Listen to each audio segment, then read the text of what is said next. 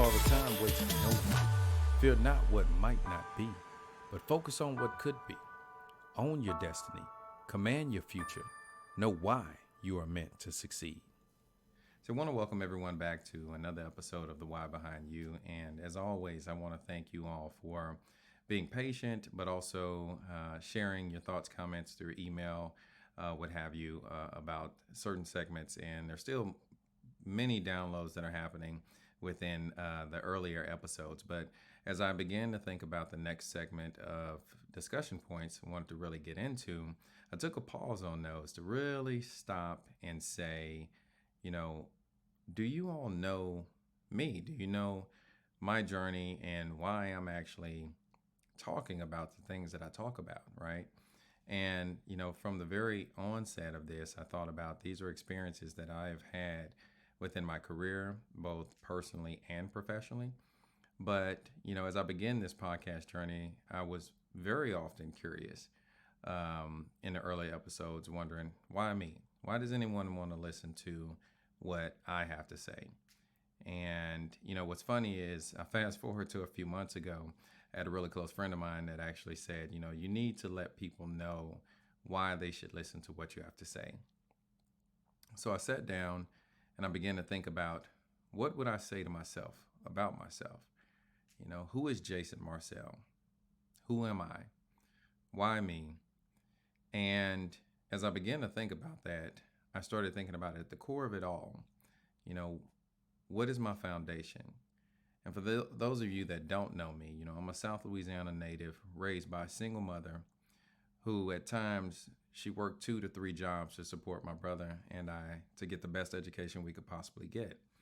And it was a really strong beginning to a very solid foundation that I will forever be indebted to her about. And you all will get to learn a little bit more about her and future episodes, because I actually will have her on this podcast. But, just to tell you a little bit about her and how it helped to mold me as an individual, she kept both my brother and I have an older brother. I think I've mentioned that before. She kept us in sports. She kept us active. She kept us busy, and it was extremely rewarding for both my mental and my physical well-being, because as you think about a lot of the different stressors and things that she had to experience as a single mother raising 2 boys, it was a lot, and there was not much that my brother or I could do to help her, especially from a monetary standpoint. But it was one of those things where seeing that I had to deal with a lot of mental and emotional strain as a young adolescent. So did my brother. But it was nothing, and it paled in comparison to what she was dealing with to be able to provide a better life.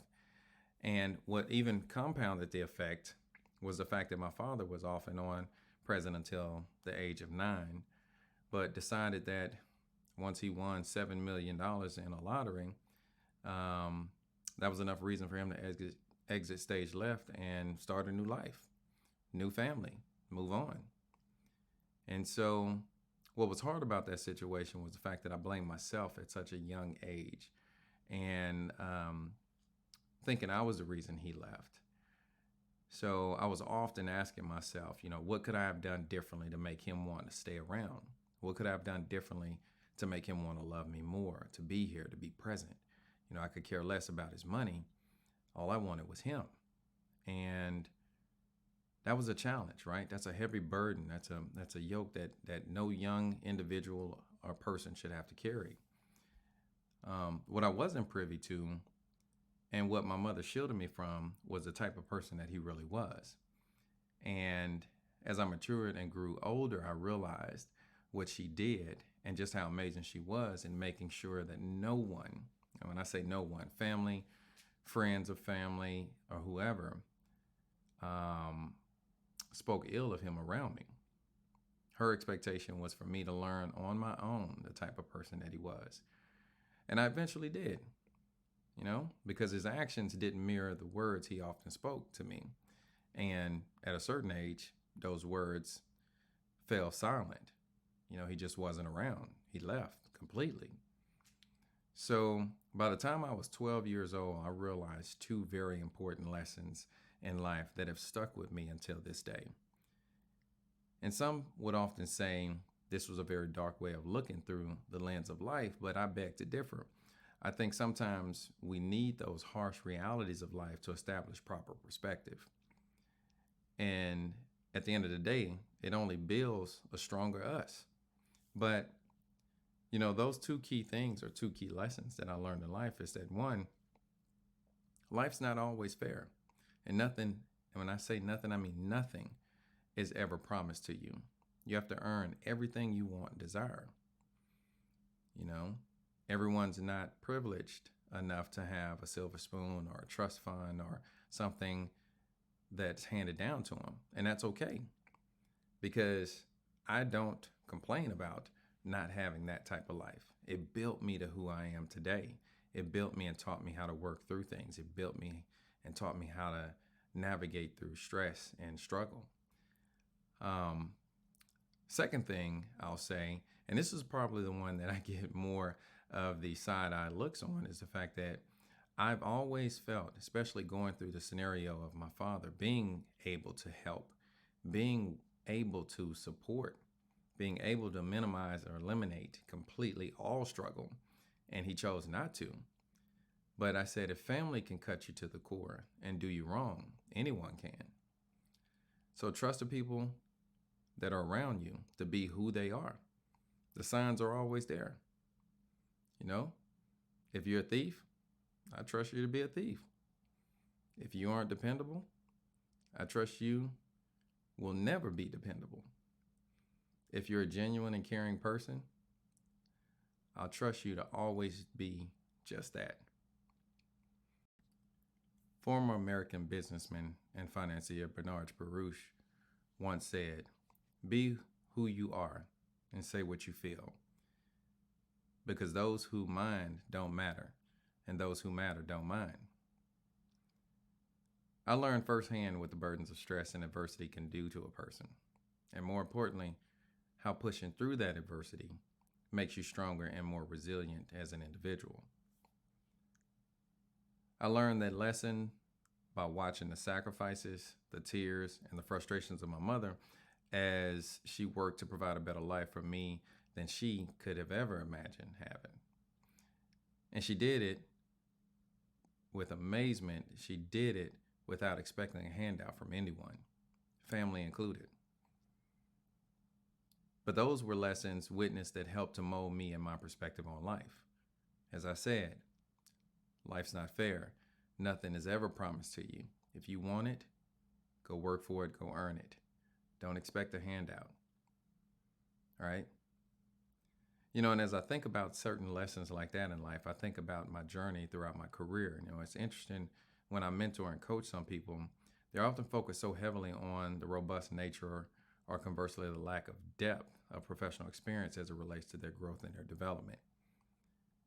And I jump to that point because I think that it's interesting, like the examples I just shared with you all from my personal life, where I don't expect a handout. I don't expect anyone to give me anything, and I expect that I have to work 110% to even have the equal opportunity to get that chance.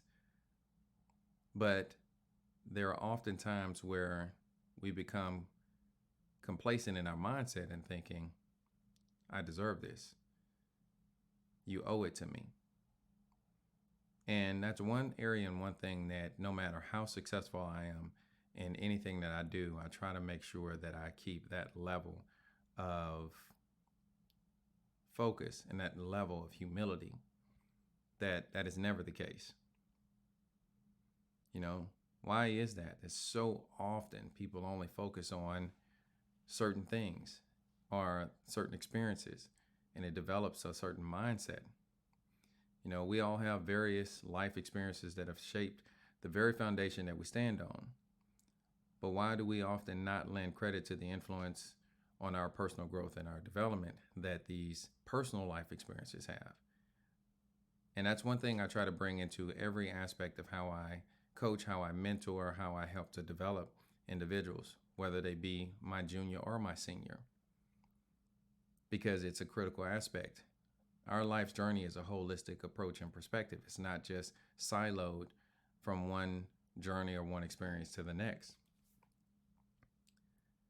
For the longest time, I had the same mentality. When I had a boss or a leader who was asking me to give examples of scenarios or give examples of how I would work through things, I knew a lot of those were trap questions. They were trap situations because maybe I was so early in my career and my tenure that I didn't have that experience. But again, as you become more mature, as you grow, as you evolve, you develop, you understand. I have a lot of life experience that transfers over into a lot of what this everyday life of this journey is like, professionally, career-wise, right? So as I continue to dissect other key aspects of my life, I think about my early years, right? I used to find myself wanting to be part of the crew, always wanting to be that person that fit in, right? Crazy part was I didn't have a lack of confidence, not at all. And when I say my early years, I'm talking about, late teens, early 20s. Really more so to this point, my late teens. But, it wasn't a lack of confidence or what have you, where I needed people to validate me. It was just a desire to be that guy, right? That everyone had the desire to be around. I can remember times in my late teens and early 20s when I would tell myself, if someone didn't like me for me, I was going to become ultimately the most successful person I could be. And they'll wish that they never let the day pass that they brushed me off or didn't include me, right? But as I look back on that and I think about that, how silly that mindset was. But ultimately, again, as you reflect, you evaluate and reevaluate, reposition, realign yourself. I think about the silver lining of that thought process was the drive that fueled my hustle hard mentality. And ultimately, what I learned about myself was the only person I had something to prove to or to be approved by was me. Swedish actor Michael Nyqvist once said, and I quote, "I think the whole mission of being here on earth is to accept what you have. And my journey was to accept my own life and not pretend anything else. I think that's what we all struggle with." And think about that. As individuals, we are always in our personal lives, as I just mentioned, at some point in time, we want to fit in. We want to be part of, whatever crowd or circles we want to be a part of. We want to be accepted by certain people, maybe gain the attention of certain other people, whatever that may be. If you're trying to develop a career path and growth, you're trying to fit into certain networks within your everyday work and your core of colleagues. And at the end of the day, that's all good and well. But the reality and the question you should ask yourself is, am I losing myself or am I maintaining myself in that process? The moment I found who I was the moment I focused all my efforts on being me and not trying to fit into the box of others' perspectives or expectations. Because let's face it, reality is their perceptions and expectations didn't always fit my reality. And that's okay. That's when you have to, as they always say, be comfortable in your own skin. That's the moment I found my voice. That's the moment I realized who I am. And the reality is that it's okay if others didn't accept me or what I had to offer. Because at the end of the day, I'm me. Take it or leave it. So the not so harsh reality is that everyone doesn't belong in your circle. Everyone hasn't earned the right to parallel park in your lane of life. What's most critical is you and I have to be comfortable with veering out of that lane to navigate to a new lane or course of life. We have to know when to exit that expressway and detour on a new route. That was harder for me to do in my earlier years. It really was. Again, we're talking about life experiences. We're talking about the ability to grow and the ability to evolve. And I didn't do that nearly as well, but lessons learned, right? It's not a lack of confidence, it's a lack of guidance, it's a lack of perspective, you know. But you gain that in wisdom, you gain that in experience. And that experience leads you to that wisdom. You know, as I think about when I was in college, that was another pivotal point in my life, another key milestone or chapter for me, because when I actually take a look at key areas of what aspects of or different aspects of my life have brought me to where I'm at today, college was one of those that, you know, it was a time where I feel I gained the most ground in learning how to be responsible and maintaining accountability. You know, I was on a 4-year football scholarship and understood the importance of maintaining my grades to remain NCAA eligible to play ball. But I also knew the level of dedication I needed to invest to perform at the levels required to be a Division I football player. It was tough. Sometimes stayed up late. Well, we'll say a lot of times stayed up late, going out with friends and teammates from time to time and realizing I still had to be up at the training facility the next morning at 5 a.m., ready to rock. No excuses. And you had to perform at the level that was expected of you. Because if you're going to go out and you're going to go actually live it up, you got to be willing to actually do the things that you need to do as well when it's time to put the hard hat on and go to work. All right? But that's the beauty of it all. And something that I carry into my everyday work environment. We talk about how I transition. I'll jump into that a little bit later, but transition straight from college into corporate America. No matter how much you choose to voluntarily exhaust yourself or involuntarily, you're voluntold how hard you're working, you wear yourself down, no matter how hard it is. Fulfill your duties and your responsibilities. You play hard, you work even harder.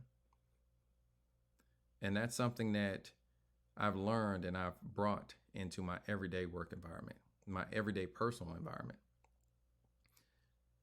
And, you know, as I transitioned into my professional career, you know, this was a whirlwind experience for me because we're talking about a kid that came from not a whole lot of, excess means or anything. But I always had work ethic. I was always surrounded by people that supported me. I went through a significant amount of adversity early in life as a kid. Had to struggle and all the above. But it built me into a stronger person in every aspect of our lives. And this is something that I cherish near and dear. Every aspect of everything that I went through in life, I wouldn't change it, not 1 minute of it, because it built a foundation that is unbelievably stable.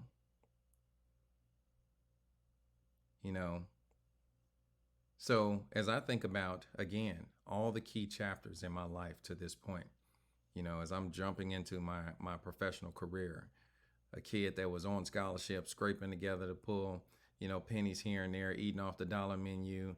Bank account is, getting ready to go into the negative, if not in the negative. I mean, didn't have the ability to work because I had to practice. I had to go to school. I had to keep my grades up. I didn't have time to actually work, be on scholarship, go to school, and do everything else.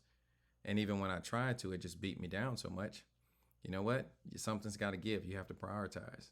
But whirlwind, you know, this was the whirlwind experience as I transitioned into my professional career because I was fresh out of undergrad, transitioning from scraping together the money I could to have or buy a 2-for-1 special on suits and dress shirts, and driving an old Mitsubishi Galant with no AC in the middle of the summer, to now I'm handling the idea of being in corporate America, in a corporate environment, driving a nice company car, having an expense account, entertaining customers every other night, making more money than I had ever earned at any point in time in my life. Now, you make that or compare that to a lot of other professions and what have you. It's not, like I was an NBA or an NFL guy out here doing it like that, but it was big change for me, right? And sometimes that's really hard for some people to actually handle. To me, it was a little like hitting the lottery. But regardless of all the perks, I never lost sight of what was most important: doing my job to the best of my ability. In the beginning, I focused all my energy on learning what it would take to create a strong foundation of success in this corporate world. It was very different for someone like me. The very first meeting that I walked into in corporate America, I was one, if not one of two, of the only minorities that walked into the room. Very different from any other environment I'd ever walked into. So for me, it was, I've got to shine. I'm already different the moment I step into the room. Now I have to show them how I'm different because of my ability to perform. So I was in a sales environment with a quota and the expectation to drive bottom line results in an ultra competitive environment. Again, in one sense, this was completely different from anything I had ever done. But on the other hand, it was very similar to the story of my life in a lot of ways. All through my personal life and sports career, I had to experience competition, hardship, setbacks, physical and mental pain, adversity. I transitioned over into my professional career. The only thing different was I wouldn't have to experience the physical pain. But I had to navigate through all the other experiences on a daily basis in my new career. So one of the many things that early and persistent life experiences gave me was perspective. By the time I reached my professional career, there was nothing that could be thrown my way that my earlier life had not prepared me for. I knew, given enough time, I could navigate through any situation and really overcome any obstacle put in my way. So it wasn't a matter of the amount of pressure that was put on me. It was a matter of how much time would it take me to best figure out how to navigate and overcome it. Former President Bill Clinton once said, "If you live long enough, you'll make mistakes. But if you learn from them, you'll be a better person." It's how you handle adversity, not how it affects you. The main thing is never quit, never quit, never quit. It was interesting because as I was reflecting on this podcast and how I was going to deliver this and talk about this, and I'm thinking about my career journey, and it's, as we talk about matter perspective, right? People were often quick to say that my career, especially earlier in my career, was easy because I was a former athlete. They hire former athletes and a few other key areas or experiences because that's just what pops. That's what's exciting and fancy. People draw to you. But being hired right out of college, that wasn't an easy task.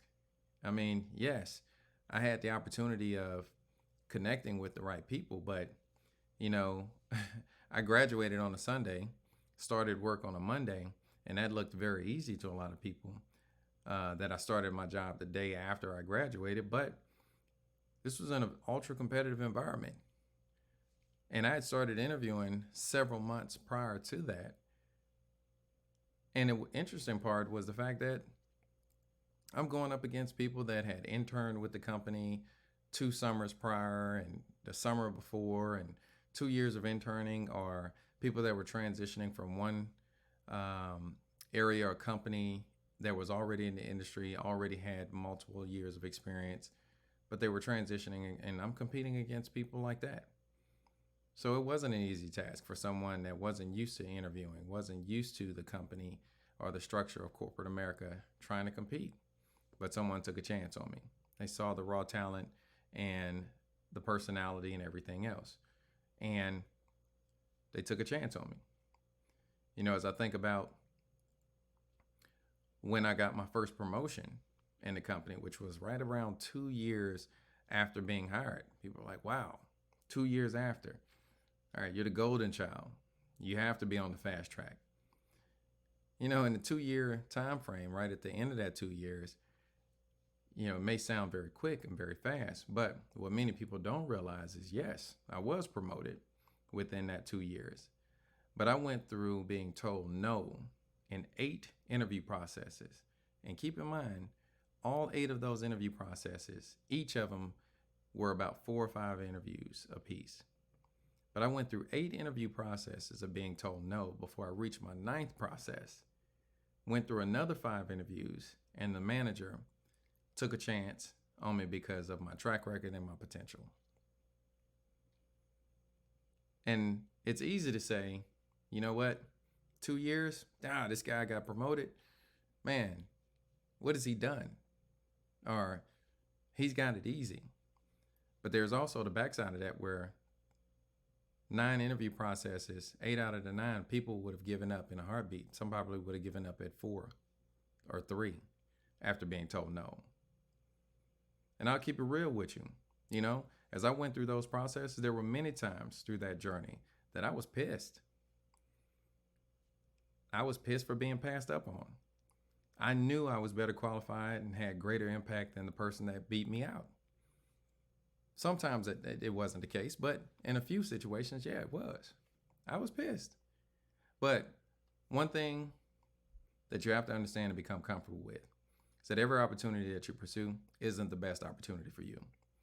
So as I continue to travel through my journey, through gaining the right mentors and advocates, I began to understand what I needed to do to continue to sharpen my skill sets, to create a foundation that I could build my career on. I knew what I needed to do to ascend to greater heights in corporate America. And I would have to continue to deepen my strategic acuity and also enhance the scope of my business acumen in order to do that. So after establishing myself and learning my craft in the industry, I decided, you know what? I'm going to make it much harder for the no's to happen. So I went back to school and obtained my MBA. I took full advantage of the company resources to sponsor me pursuing my MBA, and I obtained it in 2009, several years after I'd actually graduated from undergrad. I took full advantage of the company's resources to pursue that. And, because of the immense amount of workload that was involved and the toll it took on me during those 2 years of working on my MBA, I decided to take a year off. And it was interesting because through working on my MBA, I had no idea I had such a fondness for finance. And I originally had an intent, and I think I talked about this in a previous episode, of just going back to really just get a concentration in finance. But I realized how many hours I needed, and it wasn't really that bad. It was going to take me another year. So I went back to school after taking a year off and got a master's in finance. And what's interesting is I hardly talk about those things. I don't do any of that or mention any of that even in this sit down to have bragging rights about degrees hanging on my wall. I've said that before. It was something that I identified as being a critical need for me to enhance my business acumen and my strategic perspective. You'll hardly ever hear me talk about all of that because I don't think that makes me any smarter or better than the next person. It just adds a different perspective. What it did for me was it enhanced my ability to add more depth and substance to what I can offer in any given environment or any team that I'm a part of. So I don't ever claim to be the smartest person, nor should any of us, because there's always someone that has greater experience, greater knowledge, and greater perspective. It's a matter of how you share it and what you do with it. I can only take my personal and professional life experiences and share that knowledge that I've gained over time with people like you. And hopefully this can add a different perspective that could aid you in your journey. But I'm a N of one.